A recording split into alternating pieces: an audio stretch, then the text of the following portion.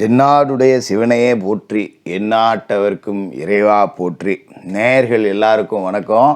இந்த வீடியோவில் நீங்கள் ஆவலோடு எதிர்பார்த்துக்கிட்டு இருந்த மார்ச் 2025 ராசி பலன் அப்படிங்கிறத நம்ம பார்க்க போகிறோம். எதுக்காக ஆவலோடு எதிர்பார்த்துக்கிட்டு இருந்த அப்படிங்கிறத நான் சொல்கிறேன் அப்படின்னா, இந்த மாதத்தில் ஏகப்பட்ட கிரக மாற்றங்கள் அப்படிங்கிறது இருக்குது.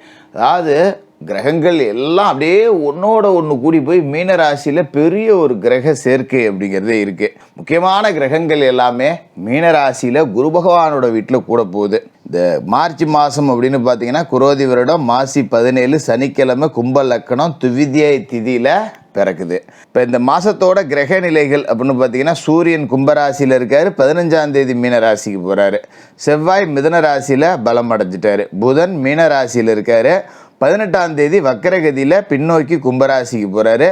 சுக்கிர பகவான் மீனத்தில் உச்சம், குரு ரிஷபராசியில் இருக்கார், சனி கும்பராசியில் இருக்கார். நீங்கள் ஆவலோடு எதிர்பார்த்துக்கிட்டு இருந்த சனியோட ஆட்டம் அப்படிங்கிறத மார்ச் 29ஆம் தேதி தொடங்க போகுது மீனராசிக்கு. அதோட ராகு மீனத்தில் இருக்கார், கேது கன்னியில் இருக்கார். இந்த கிரக அமைப்புகள், ராசி மாற்றங்கள், கிரகங்களோட வக்கர நிலை, பரிவர்த்தனை யோகங்கள், கூட்டு கிரக சேர்க்கைகள், இது எல்லாம் சேர்ந்து பல அதிசயங்கள் அப்படிங்கிறத இந்த மாதத்தில் உங்களுக்கு நடத்தி காட்ட போகுது. சரி, உங்களோட ராசிக்கு அப்படி என்ன அதிர்ஷ்டம்? நம்ம திட்டம் போட்டதெல்லாம் நடக்குமா நடக்காதா?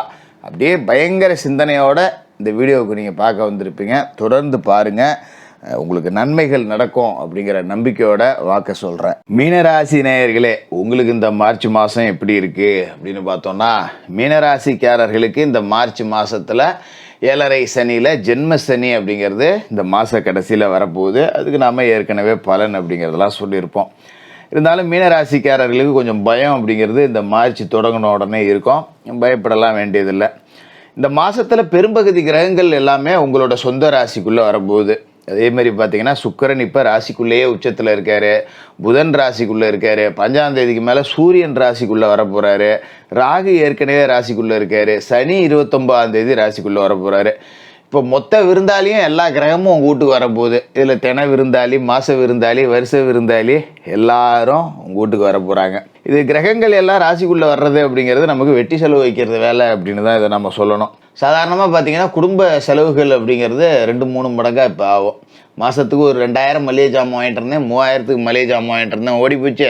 இப்போ 5000 வாங்கினா எப்படி இருக்கும் 4 சொந்தக்காரங்க வந்தால்? அந்த மாதிரி தான் கிரகங்கள் ராசிக்குள்ளே வரும்போது செலவு அப்படிங்கிறது இழுக்கும்.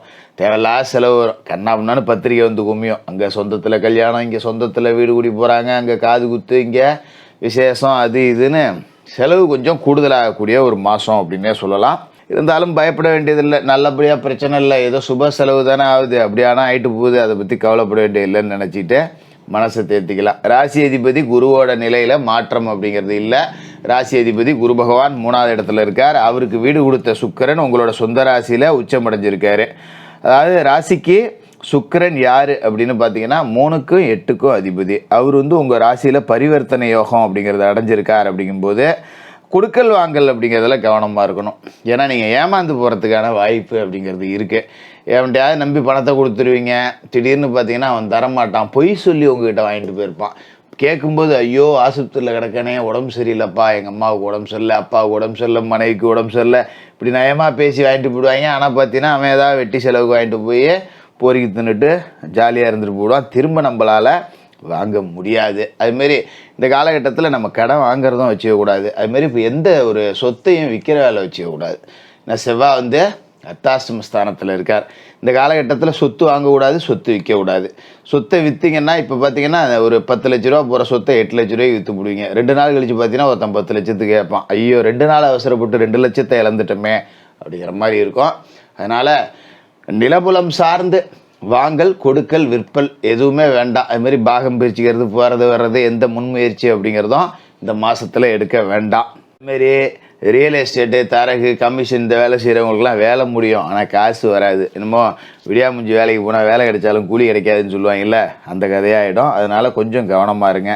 நல்லதே எதுவுமே இல்லையா ஜோசியரை அப்படின்னு நீங்கள் கேட்கலாம். ஏன்னா இந்த மாதம் 5 தேதி வரைக்கும் விரயஸ்தானத்தில் சூரியன் சனி சேர்க்கை அப்படிங்கிறது இருக்குது. இவங்க 2 பேருமே பார்த்தீங்கன்னா உங்களுக்கு ஒரு சுமாரான அமைப்பு உள்ளவங்க அப்படின்னு தான் சொல்லணும். ஏன்னா 6ஆம் இடத்துக்கு அதிபதி சூரியன், 12ஆம் இடத்துக்கு அதிபதி சனி. அப்போ 2 பேருமே பார்த்தீங்கன்னா கெட்டவன் கெட்டிடில் கிட்டிடும் ராஜயோகம் அப்படிங்கிற இடத்துக்கு தான் வந்திருக்காங்க. அப்படிங்கும்போது அரசாங்க வழியில் சில சலுகைகள் கிடைக்கக்கூடிய வாய்ப்பு இருக்குது. நல்லது இருக்கா அப்படின்னு கேட்டவங்களுக்கு இனிப்பான செய்தி சொல்கிறேன். அரசு வேலைக்கு முயற்சி செய்யணுமா, இப்போ செய்யலாம். அரசாங்கத்தில் ரொம்ப நாளாக டெம்பரவரியாக கிடைக்கேன், பர்மனெண்ட்டே போட மாட்டேங்கிறாங்க. இதை விட்டுட்டு வேறு இடத்துக்கு போகவும் பயமாக இருக்குது. 10 வருஷமாக கடந்துட்டேன், திடீர்னு நான் கிளம்பி போன நேரம் பார்த்து பர்மனெண்ட் போட்டாங்கன்னா 10 வருஷம் உழைப்பு வீணாக போயிடுமே அப்படின்னு யோசிச்சுட்டு கூட சில பேர் இருப்பீங்க. அந்த மாதிரி உள்ளவங்களாம் உங்களோட அந்த பணி நிரந்தரத்துக்கு பெரிய அதிகாரிகளை, அரசியல்வாதிகளை போய் பார்த்து உங்களுக்கான காரியத்தை கை கூட வைக்கணும் அப்படின்னா இந்த மாதத்தில் முயற்சி செஞ்சிங்கன்னா நடக்கும். அதுமாரி பார்த்திங்கன்னா உங்களை பொறுத்த வரைக்கும் இந்த மாதத்தில் அரசு வழி சலுகைகளுக்கு முயற்சி செய்யலாம். ஒரு மானியம் கேட்குறேன், இல்லை அரசில் போட்டி தேர்வு ஒன்று எழுதுகிறேன், அரசுக்கிட்ட ஏதாவது ஒரு தொகுப்பு வீடு கட்டணும், போகணும் வரணும்னு முயற்சி செய்கிறேன். இந்த மாதிரி வேலைகளுக்கு நீங்கள் முயற்சி செஞ்சீங்கன்னா எல்லாமே நல்லதாக நடக்கும். கடன் சுமை அப்படிங்கிறது இந்த மாதத்தில் குறையும் அப்படிங்கிறது ரொம்ப முக்கியமான விஷயம். கவலைங்கிறதுக்கே வேலை இல்லை. 10 ரூபா கடன் இருந்தது அப்படின்னா அடைக்கலாம். ஏன்னா விரய சனி அப்படிங்கிறது இப்போ முடிய போகுது. உங்களுக்கு விரய சனி அப்படிங்கிறது கடனை கொண்டாந்து கொடுத்துருக்கோம். எப்படி பார்த்தாலும் குறைஞ்சது ஒரு 3 to 7 லட்சம் கடனில் ஆக்கி விட்டு போயிருக்கும் பல பேரை. பெரிய கோடீஸ்வரனாக இருந்தாலும் அவனுக்கு தக்கன கடன் இருக்கும், பிச்சைக்காரனாக இருந்தாலும் அவனுக்கு தக்கன கடன் இருக்கும். ஆக மொத்தம் கடன் இல்லாத மீனராசிக்காரர்களே இல்லை அப்படிங்கிற நிலைமையில தான் இந்த விரய சனி உங்களை முடிச்சு போட்டிருக்கோம். அதுமாரி பார்த்திங்கன்னா உடல் பிணி அப்படிங்கிறத கொடுத்துருக்கோம். உடம்பில் பிரச்சனை, திடீர்னு பார்த்திங்கன்னா உடம்பே சத்து இல்லாத மாதிரி இருக்குது. நல்லா ஸ்லிம்மாக இருந்தவங்க கூட இப்போ தொந்தியும் தொப்பையுமா ஆகிவிட்டேன், உடம்புல ஒரு படிக்கட்டு ஏற முடியல, மூச்சு வாங்குது, வயிறு தொண்டை பிரச்சனை, வயிறில் பிரச்சனை, குறிப்பாக கேஸ்ட்ரிக் அல்சர் பிரச்சனை, இது எல்லாமே உங்களுக்கு வந்திருக்கும். அந்த மாதிரி தேக ஆரோக்கியத்துக்காக இப்போ நீங்கள் இதுக்கு மேலே செலவு பண்ண வேண்டியதில்லை, கொஞ்சம் கொஞ்சமாக குணமடையும். அந்த ஜென்மசனி வந்த பிறகு அவர் குணத்தை காட்டுவார், அது அடுத்த விஷயம்.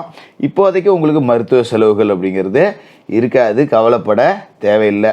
அதுமாரி பார்த்தீங்கன்னா உங்களோட சொந்த ராசியிலேயே புதன் அப்படிங்கிறவர் நீசம் அடைஞ்சிருக்கார். தாய் வழி ஆதரவு கிடைக்கும். திருமண முயற்சிகளில் வெற்றி அடையலாம். மீனராசிக்காரர்கள் பெண் பார்க்குறேன், இல்லை மாப்பிள்ளை வீடு பார்க்க போகிறேன், வரன் பார்க்குறேன் அப்படின்னா தாராளமாக பார்க்கலாம். கல்யாண கனவுகள் நனவாகும். ரொம்ப நாளாக திருமணம் நடக்காமல் இருந்தவங்களுக்கு கூட இப்போ திருமணம் நடக்கும். அதுமாதிரி மாமா மச்சான் வழியில் ஏதாவது மனக்கசப்பு, பிரிஞ்சிருக்கோம், போயிருக்கோம், வந்திருக்கோம் அப்படின்னா இப்போ ஒன்று சேரக்கூடிய அமைப்பு அப்படிங்கிறதும் இருக்குது. பொது வாழ்க்கையில் இருக்கிறவங்களுக்கு செல்வாக்கு உயரும், வியாபாரம் நல்லபடியாக நடக்கும். அரசியல் துறையில் இருக்கிறவங்க அடுத்த கட்ட பதவி உயர்வு அப்படிங்கிறதுக்கு போகலாம். இப்படி நிறைய நன்மைகள் அப்படிங்கிறது இருக்குது. அதேமாரி இந்த மாதம் 29ஆம் தேதி மார்ச் 29 மகா சனி பயிற்சி அப்படிங்கிறது நடக்குது. ஜென்மராசிக்குள்ளே இருக்கிற ராகுவோட ஜென்ம சனியும் வர போகிறாரு. இப்போ இந்த ஜென்ம சனியும் ஜென்ம ராகுவும் 50 நாள் உங்கள் ராசியில் இருப்பாங்க. ரொம்ப கவனமாக இருக்க வேண்டிய ஒரு பயங்கரமான 50 நாள் அப்படின்னு தான் இதை சொல்லணும். அதை எப்படி இருக்கணும் அப்படிங்கிறத நான் உங்களுக்கு தனியாக வீடியோவாகவே போடுறேன், பயப்பட வேண்டியதில்லை. என்ன செய்யலாம் என்ன செய்யக்கூடாதுங்கிறத இந்த வீடியோவில் பார்த்து நீங்கள் தெரிஞ்சுக்கலாம். மற்றபடி இந்த மார்ச் அப்படிங்கிறது கொஞ்சம் கவனமாக இருங்க, கொடுக்கல் வாங்கலில் கூடுதல் கவனத்தோடு இருங்க. மீனராசிக்காரர்களுக்கு வாழ்த்துக்கள்.